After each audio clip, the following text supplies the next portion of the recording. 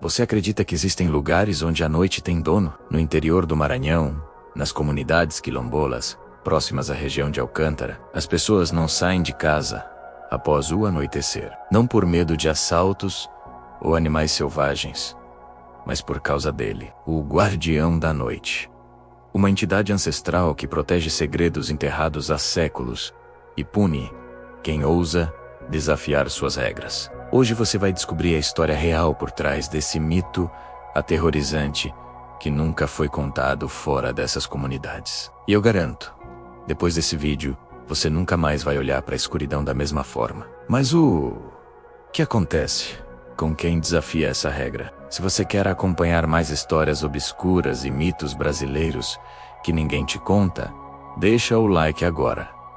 E se inscreve no canal ativando o sininho, porque toda semana eu trago relatos que vão te fazer questionar o que é real. Para entender o guardião, precisamos voltar no tempo. O Quilombo Santa Maria dos Pinheiros foi fundado em 1730 por escravizados fugitivos. Naquela época, sobreviver não era apenas encontrar comida e abrigo. Os quilombos viviam sob ameaça constante dos capitães do mato, homens brutais contratados para caçar e recapturar pessoas. Por isso, todo o quilombo tinha seus guardiões, guerreiros que protegiam a comunidade durante a noite, usando máscaras assustadoras e técnicas de intimidação. Mas a história do guardião da noite começa com algo diferente.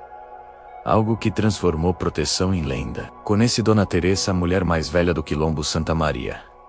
Hoje com 87 anos. Ela aprendeu essas histórias com sua bisavó, que ouviu de sua própria avó. A tradição oral aqui é sagrada. Dona Teresa me contou que em uma noite de lua nova, do ano de 1745, o guardião mais respeitado do quilombo desapareceu misteriosamente. Ele havia jurado, diante de todos, que protegeria o quilombo mesmo após a morte. 3 dias depois do desaparecimento, algo estranho começou. Mas a transformação dele não foi apenas espiritual. As pessoas começaram a relatar avistamentos noturnos de uma figura gigantesca, muito mais alta que qualquer homem, com olhos que brilhavam como brasas. A criatura aparecia e desaparecia entre as sombras, sempre vigiando. E o que Dona Teresa me contou sobre os primeiros encontros vai te deixar sem dormir. Os anciãos acreditavam que o guardião havia cumprido seu juramento de uma forma impossível. Sua essência se fundiu com algo ancestral,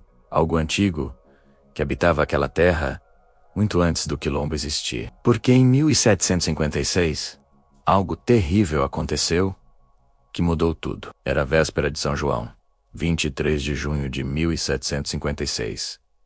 O quilombo estava em festa, celebrando com fogueiras, danças e comida. As crianças corriam entre as casas, os tambores ecoavam, e pela primeira vez em meses, as pessoas se sentiam seguras. Mas a alegria não duraria. O Ferreira, um comerciante português, conhecido por sua crueldade, havia descoberto a localização do quilombo. Ele veio com 6 homens armados, todos experientes em capturar pessoas para revender.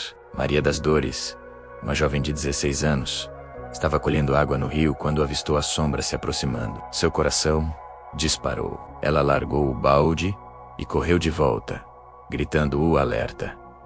Em segundos, a festa se transformou em caos organizado. As mães esconderam suas crianças em porões secretos, os homens pegaram facões e foices. Pai Benedito, o líder espiritual, começou um ritual de proteção, invocando os ancestrais. Suas mãos tremiam enquanto desenhava símbolos na terra com cinzas. João Ferreira e seus homens ultrapassaram o limite do quilombo às 10 da noite. E foi nesse momento que algo impossível aconteceu. Uma escuridão antinatural envolveu toda a área, como se alguém tivesse apagado as estrelas. A temperatura despencou em segundos. O silêncio foi absoluto. Nem grilos, nem sapos, nem vento ousavam fazer barulho. E então, ele apareceu. Mas o guardião deixou uma marca em João, que nunca desapareceu. O guardião emergiu das sombras como fumaça, ganhando forma sólida. 3,5 metros de altura, talvez mais. Seu corpo parecia feito de noite líquida, absorvendo a luz ao redor. Os olhos eram duas brasas incandescentes, fixos nos invasores. E Pai Benedito descobriu algo perturbador sobre a verdadeira natureza dessa entidade. 5 homens deixaram cair suas armas e fugiram imediatamente. Mas João, arrogante e embriagado de ódio, sacou sua pistola e apontou para a criatura. Errou. Fatal. O guardião virou a cabeça lentamente e apenas olhou. João congelou completamente. O guardião estendeu uma mão e tocou seu ombro.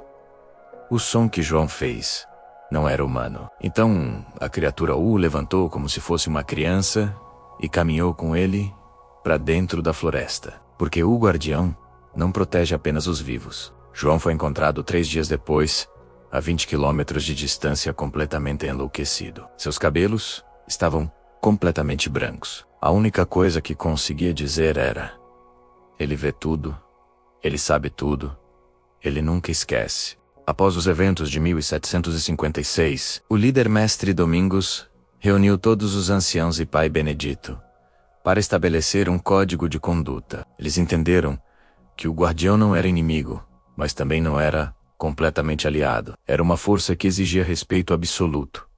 Assim nasceram as 7 regras sagradas. A primeira regra: nunca sair sozinho após o anoitecer. O guardião interpreta solidão noturna como sinal de invasão. Há o caso de Joaquim, em 1802, que saiu sozinho e foi encontrado 6 horas depois. Mudou. Levou 2 anos para recuperar a voz. A segunda regra: silêncio na escuridão. Barulhos altos atraem sua atenção. A terceira regra: respeitar os caminhos marcados pelos ancestrais. O quilombo tem trilhas específicas. Sair delas é entrar em seu domínio direto. A quarta regra é perturbadora: nunca olhar diretamente para as sombras que se movem. Se você percebe uma sombra se movendo independentemente, é porque ele já te viu. Olhar diretamente é desafio. A quinta regra: nunca pronunciar o nome completo. Guardião da noite 3 vezes, em voz alta durante a noite. Isso invoca sua presença imediata. A sexta regra: sempre carregar um amuleto de proteção, feito com ervas específicas, ossos de ancestrais e barro sagrado do quilombo. E a sétima regra, mais importante: se você encontrar o guardião, nunca corra. Correr ativa seu instinto de caça. A única forma de sobreviver é recuar lentamente, mantendo contato visual, mas sem desafio. Mas tem uma oitava regra que poucos conhecem. E quem quebra essas regras enfrenta 3 tipos de punição diferentes. Em outubro de 2018, Roberto Andrade chegou ao Maranhão. Paulista de 42 anos, caçador experiente, ex-militar, completamente cético sobre superstições. Ele havia ouvido falar sobre javalis na região e veio com equipamento de ponta, rifle de precisão, lunetal de visão, noturnal, lanterna, tática, potente. Seu Manuel, guia local de 55 anos, tentou avisá-lo sobre as regras do quilombo. Roberto riu na cara dele. Seu Manuel, com todo respeito, eu já cacei em florestas da Amazônia, do Pantanal, até na África. Fantasma não me assusta. Seu Manuel balançou a cabeça tristemente. Não é fantasma, moço. É outra coisa. Na tarde de 13 de outubro, Roberto entrou na floresta às 6h30, meia hora antes do pôr do sol. Sozinho, armado, confiante. A floresta ao anoitecer era normal. Pássaros voltando para ninhos, mosquitos começando sua dança. Calor úmido, típico da região. Às 7h15 da noite, Roberto estava acocorado, atrás de um tronco caído, quando percebeu o primeiro sinal estranho. O silêncio veio como uma onda. Em um segundo, havia sons normais. No segundo seguinte, absolutamente nada. A temperatura caiu drasticamente. Seu termômetro marcava 28 graus. 5 minutos depois, 12. Sua lanterna começou a piscar. Bateria nova falhando sem motivo. Foi então que sentiu. Estava sendo observado. Mas a marca no ombro dele tinha um detalhe que os médicos não conseguiram explicar. Roberto virou-se lentamente e viu a 50 metros 2 pontos de luz vermelha entre as árvores. Pensou: ser algum animal, mas os pontos estavam a 3 metros de altura.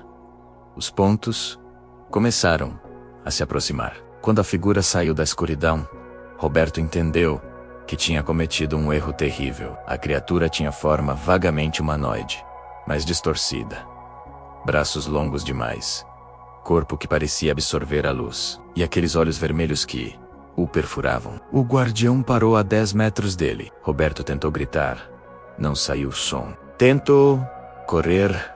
Pernas não responderam. Estava completamente paralisado. Sentiu uma presença mental invasiva, como se algo estivesse lendo sua alma. Viu imagens, o quilombo sendo fundado, gerações de pessoas, sofrimento, proteção. E Roberto não foi o único forasteiro a ter esse tipo de encontro naquele ano. O guardião estendeu um braço, apontando para uma direção. A saída era uma ordem silenciosa.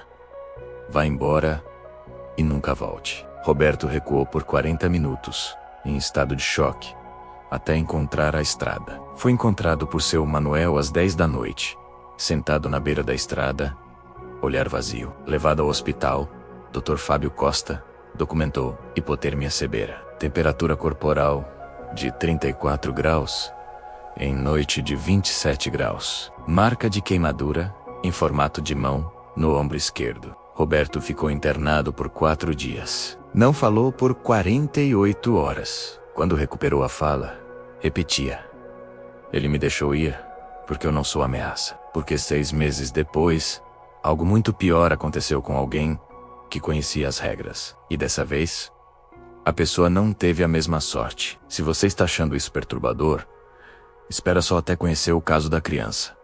E se já tá com medo, deixa um like para eu saber que vocês querem mais histórias assim. Isabela tinha 9 anos em março de 2019. Nascida e criada no Quilombo Santa Maria. Conhecia as regras desde que aprendeu a falar. Mas como muitas crianças, tinha aquela curiosidade perigosa que ignora avisos. São histórias de velho para assustar criança, ela dizia. Dona Lourdes, sua mãe de 34 anos, sempre alertava: Isabela, essas histórias existem por um motivo. Mas criança é criança. 15 de março de 2019, noite de lua nova, escuridão completa. Às 8h30 da noite, Dona Lourdes encontrou a cama vazia. Seu sangue gelou. Isabela havia desaparecido. O pânico se espalhou. Homens pegaram lanternas e se organizaram em grupos de 3, respeitando as regras, mesmo em emergência. Seguiram as pegadas pequenas até o cemitério ancestral, o lugar mais sagrado e proibido do Quilombo à noite. Encontraram Isabela às 10h15, sentada embaixo de uma árvore centenária. Estava abraçando os joelhos, olhar completamente vazio. Não estava machucada fisicamente, mas quando Dona Lourdes a abraçou, Isabela não reagiu. Estava em estado de choque profundo. Mas o mais perturbador foi o que tia Sebastiana descobriu no pescoço de Isabela. Levaram-na para tia Sebastiana, a curandeira de 72 anos.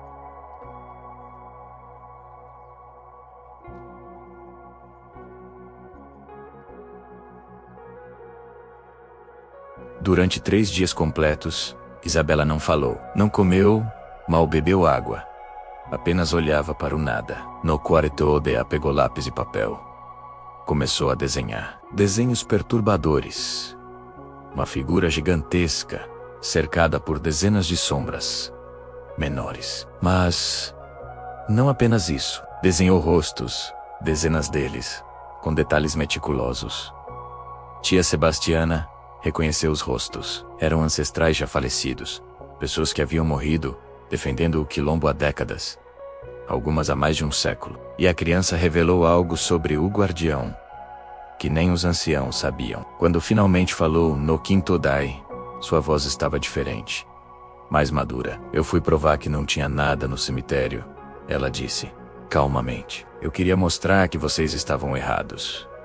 Isabela contou que chegou ao cemitério e ficou parada na entrada, desafiando. Por 5 minutos.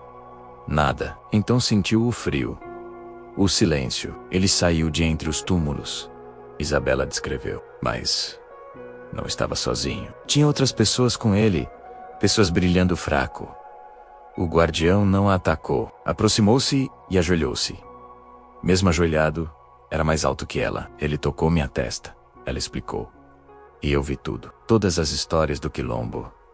Todo o sofrimento. Todas as mortes.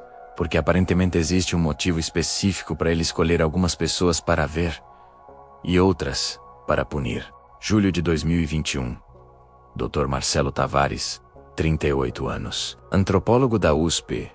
Com doutorado em mitologia afro-brasileira, chegou ao Quilombo Santa Maria com propósito claro: documentar e desmistificar as superstições locais. Para ele, o guardião era apenas mecanismo de controle social, completamente racional, materialista, via mitos como ferramentas psicológicas. Sua assistente, professora Ana Paula, de 29 anos, era mais cautelosa. Marcelo, talvez devêssemos ouvir os avisos.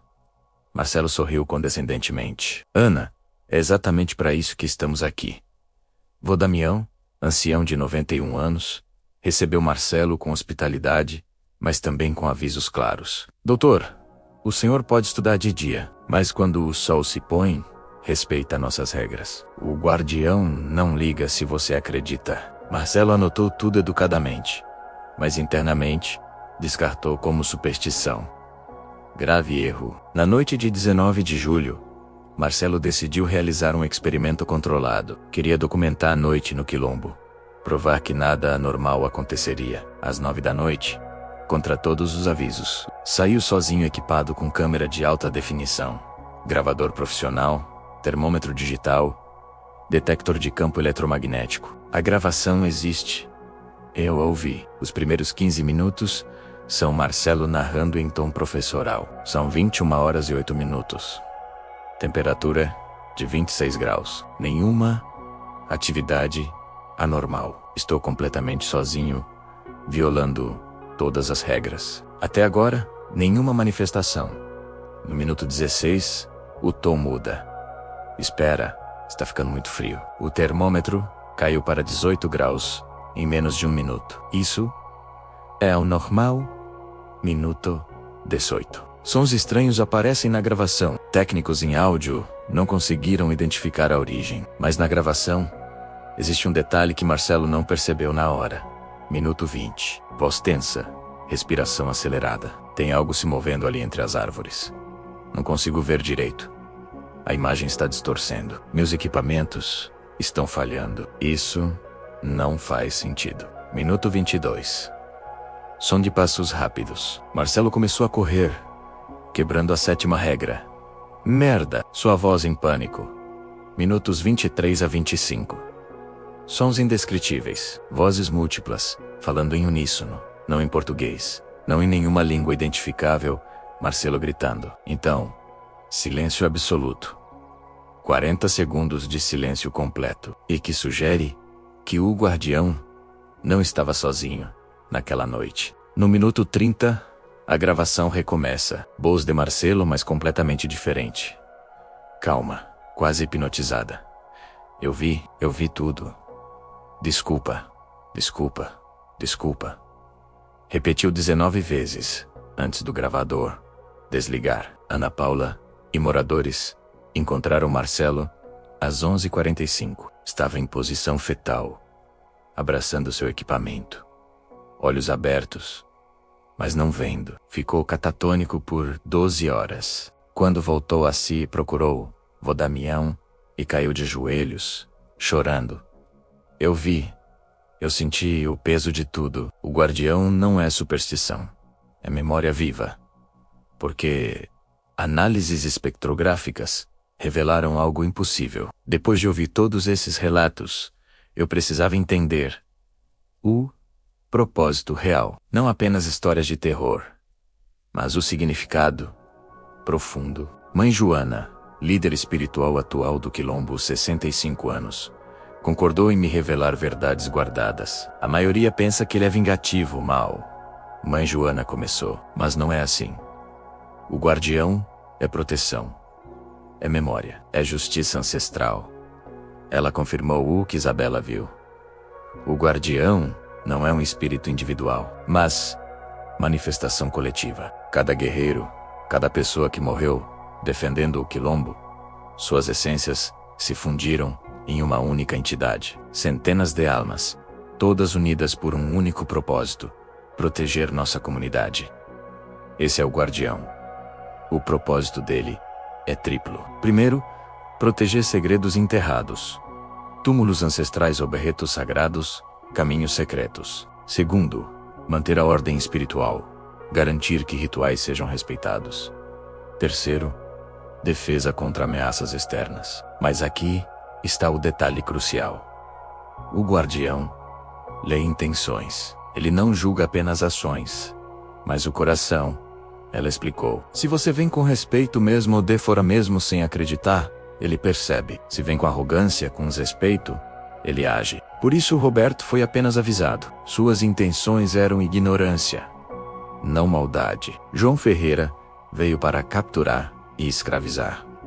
Por isso, foi punido severamente. E Isabela, criança da comunidade movida por curiosidade inocente, foi educada, não punida. As punições acontecem em níveis: nível 1, aviso; nível 2, encontro direto; nível 3, punição física. E existe um nível 4. Algumas pessoas simplesmente desaparecem. Ela disse baixinho. Mas existe uma profecia sobre o guardião que poucos conhecem. E ela tem relação com o futuro do quilombo. Então, o que fazer com tudo isso? 3 relatos completamente diferentes.